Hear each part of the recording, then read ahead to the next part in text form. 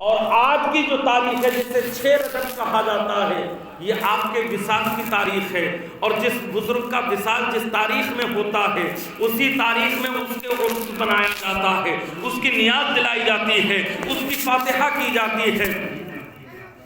آج لوگ اولیاء کرام کی شان میں نہ جانے کون کون سے کلمات کہہ دیا کرتے ہیں۔ ایک شخص مجھ کو ملا، اس نے اپنی زبانی مجھ کو یہ بات بتائی، اس نے کہا مجھ سے میرے باپ نے بیان کی تھی، اور اس کے باپ نے کہا کہ مجھ سے جس شخص کے ساتھ یہ واقعہ ہوا تھا اس نے خود بیان کیا تھا۔ ذہن میں رکھیے گا باپ، جس شخص کے ساتھ یہ واقعہ ہوا اس نے اس کے باپ کو بتایا، اس کے باپ نے اپنے بیٹے کو بتایا، اس کے بیٹے نے مجھے بتایا۔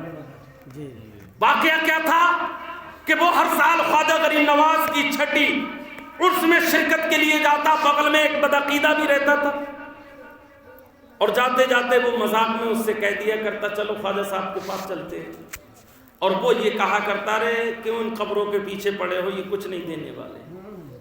ان کا نظریہ یہ تھا، جبکہ اللہ کے ولیوں کی بارگاہ سے فیوز و برکات حاصل ہوتے ہیں۔ اللہ کے ولی اپنی قبروں میں زندہ ہیں۔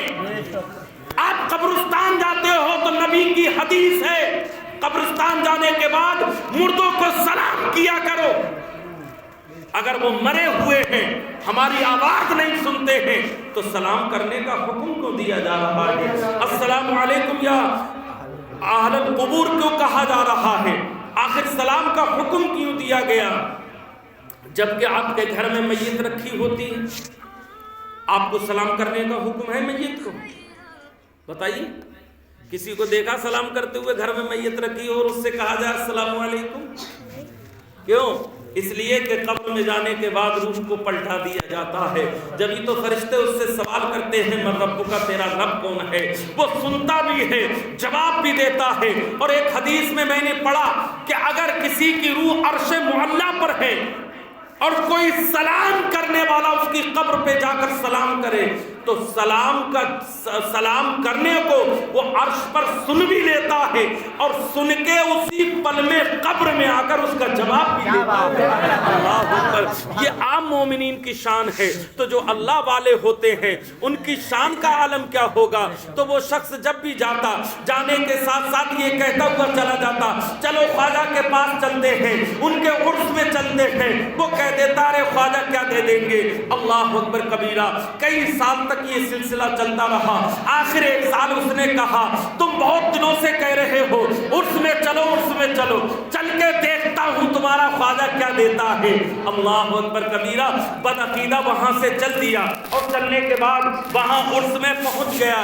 اب اس سے کہا چلو اندر چل رہے ہیں، فاتحہ پڑھیں گے اندر قبر کے پاس کھڑے ہو کر۔ تو یہ کہتا ہے کہ میں قبروں کو نہیں پوچھتا ہوں، میں اندر نہیں جاؤں گا، میں باہر ہی کھڑا ہوں، یہیں سے دیکھتا رہوں گا۔ اب یہ جو چاہنے والا تھا خواجہ کا، یہ اندر چلا جاتا ہے، فاتحہ شروع کر دیتا ہے۔